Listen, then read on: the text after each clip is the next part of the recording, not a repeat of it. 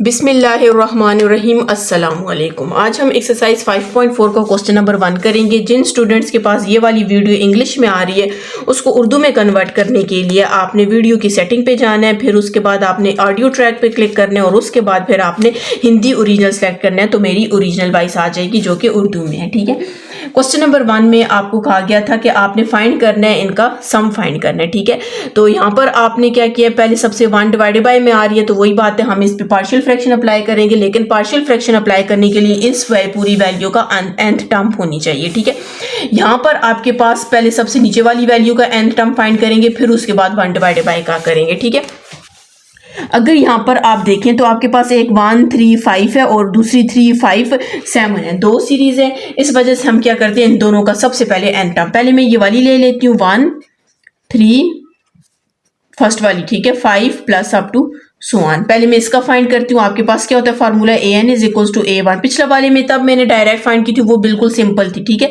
ये भी वैसे हो सकती है लेकिन सोचना पड़ता है, डायरेक्ट आप इस पे क्या करें, अप्लाई कर दें। ठीक है, फार्मूला अप्लाई कर दें। an is equal to a1 आपके पास 1 है। ठीक है, ये अर्थमेटिक सीरीज है, मैंने इस वजह से उसका अर्थमेटिक सीरीज का n टर्म का फार्मूला यहाँ पर अप्लाई किया। n आपके पास n ही रहेगा। ठीक है, क्योंकि हमने nth टर्म तक फाइंड करना है और d हमारे पास डिफरेंस क्या है, 3 - 1 करेंगे तो 2 आ जाएगा। तो an is equal to 1 plus 2n 2n minus 2n is 2। तो हमारे पास ये क्या आ जाएगा, an 2n माइनस 1 आ जाएगा। यहाँ पर आपके पास an टर्म आ जाएगी। ठीक है, अब यहाँ पर हम क्या करते हैं, दूसरी सीरीज लेते हैं 3 5 7 3 5 7 अप टू सो ऑन। इसमें भी हम फॉर्मूला अप्लाई कर लेते हैं। तो an is equal to a1 plus n minus 1 into d. an को आपने वैसे ही रखना है, a1 इसमें आपके पास क्या है 3 है, n आपने वैसे ही रखना है और d डिफरेंस क्या है, 5 - 3 करेंगे तो 2 आ जाएगा।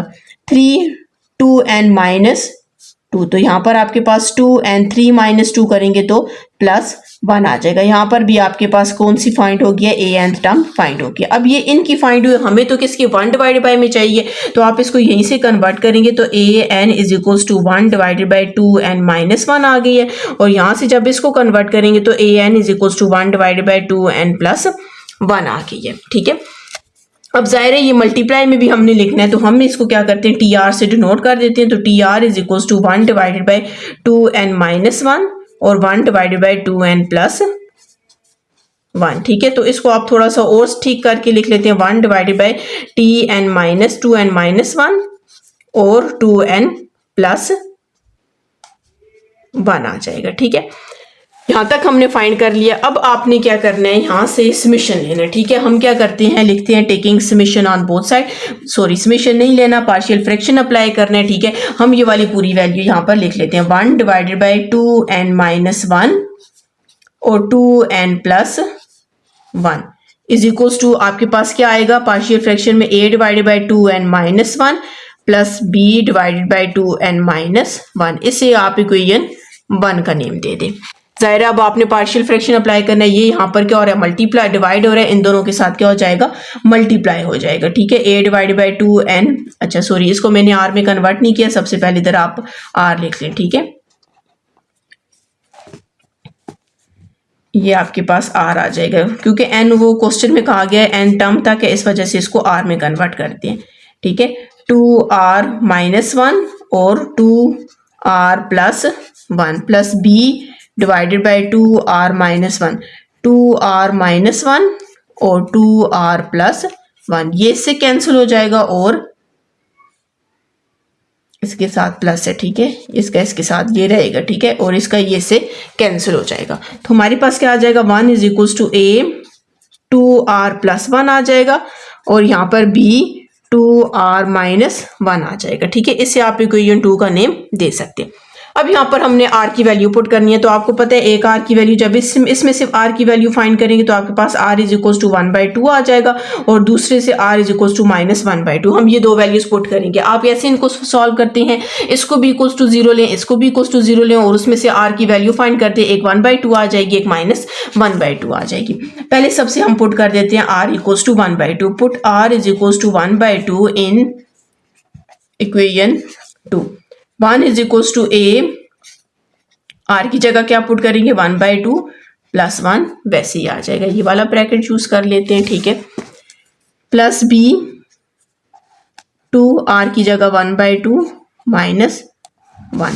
ये 2:2 से कैंसिल हो जाएगा और ये 2:2 से कैंसिल हो जाएगा। तो 1 इज इक्वल्स टू ए, 1 और 1 कितना हो जाएगा 2 हो जाएगा, प्लस बी और 1 माइनस 1 कितना हो जाएगा 0 हो जाएगा। ठीक है, तो यहाँ पर आपके पास ए की वैल्यू क्या आ जाएगी 1/2 आ जाएगी। अब हम आर की वैल्यू -1/2 पुट करते हैं इसी इक्वेशन में, इक्वेशन 2 में। ठीक है, put r is equals to -1/2 in equation 2 में पुट करते हैं तो हमारे पास क्या आ जाएगा 1 is equals to a, 2 r की जगह -1/2 पुट कर देंगे प्लस 1। ठीक है, प्लस बी 2 आर की जगह हम क्या पुट कर रहे हैं -1/2 और यहाँ पर -1। ये 2:2 से कैंसिल और ये 2:2 से क्या हो जाएगा कैंसिल हो जाएगा।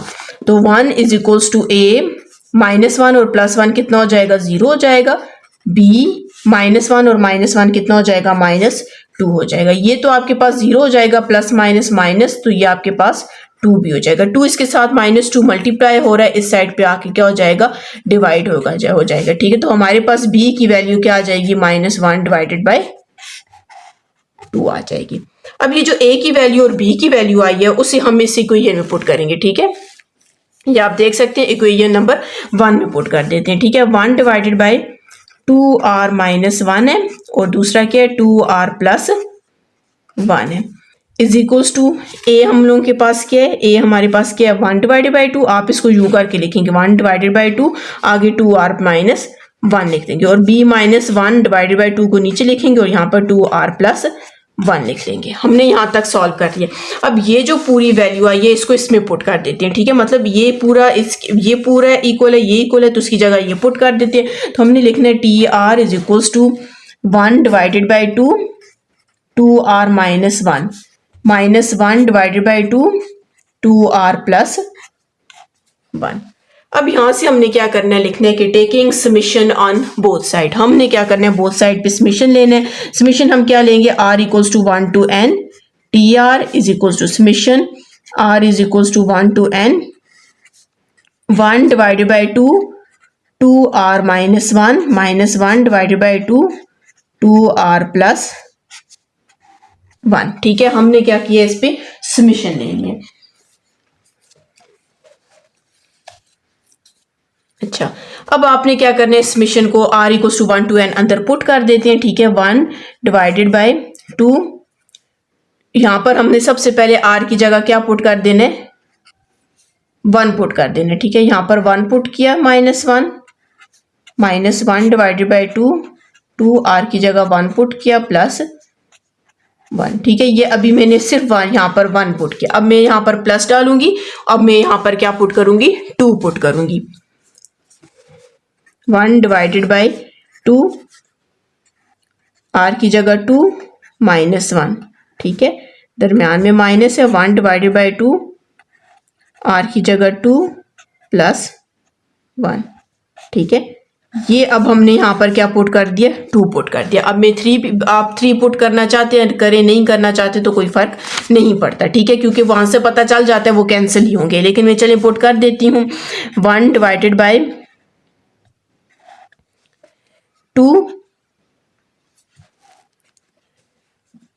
ये 2 और r की जगह हम क्या पुट करेंगे 3 पुट करेंगे -1 -1/2 2r की जगह हम क्या पुट करेंगे 3 और ये +1 plus up to n term तक है। अब हम यहाँ पर क्या पुट कर देते हैं n पुट कर देते हैं, तो 1/2 2n -1 आ जाएगा और यहाँ पर -1/2 2n + 1 आ जाएगा। ठीक है, अब यहां से हमने क्या करना है इसको थोड़ा सा सिंप्लीफाई करते हैं और उसके बाद आपने देखना है जो जो कटिंग हो रही है आपने उसकी कटिंग कर देनी है।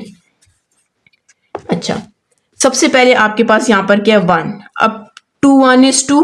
ठीक है, 2 - 1 करेंगे 1 आ जाएगा और 1 को 2 से मल्टीप्लाई करेंगे तो 2 आ जाएगा। -1/2 1 is 2 2 और ये 1 3 हो जाएगा, 3 को 2 से मल्टीप्लाई करेंगे तो 6 आ जाएगा। प्लस 2 टाइम्स क्या हो जाएगा 4 4 में से 1 को माइनस करेंगे 3 और 3 को 2 से मल्टीप्लाई करेंगे तो 6 आ जाएगा। -1 डिवाइडेड बाय 2 टाइम्स 4 में 1 ऐड किया 5 को 2 से मल्टीप्लाई करेंगे तो 10 आ जाएगा। ठीक है, 1 डिवाइडेड बाय 2 3 टाइम्स क्या हो जाएगा 6 में से 1 को निकालेंगे 5 को 2 से मल्टीप्लाई करेंगे तो 10 आ जाएगा। 1 डिवाइडेड बाय 2 3 टाइम्स 6 और 1 7 को 2 से मल्टीप्लाई करेंगे तो 14 आ जाएगा। प्लस अब 2, ये आपने वैसे ही रख देना। 1 divided by 2n -1 divided by 2n plus 1। ठीक है, अब आप देख सकते हैं 1/6 से कैंसिल होगा। ठीक है, मतलब इसकी फर्स्ट वाली वैल्यू, इसकी सेकंड और इसकी फर्स्ट, इसकी सेकंड इसकी फर्स्ट, इसकी सेकंड, वो फर्स्ट वाला आगे मैंने नहीं लिखा, अप टू सुआन में कर दिया। और इसी तरह इसकी सेकंड टर्म और इसकी फर्स्ट टर्म कैंसिल हो जाएगा। हमारे पास ये सिर्फ 2 वैल्यूज रह जाएंगी। ठीक है, हम ये 2 वैल्यूज लिख लेते हैं। एक आपके पास आई है 1 डिवाइडेड बाय 2 और दूसरी आपके पास आई है 1 डिवाइडेड बाय 2n प्लस 1। ठीक है, ये इसका आंसर है। अगर आप इसको आगे और सॉल्व करना चाहें तो वो भी कर सकते हैं। ठीक है, और अगर यहीं तक छोड़ना चाहते हैं तो वो भी कर सकते हैं। हम क्या करते हैं, थोड़ा सा इसको सॉल्व कर देते हैं।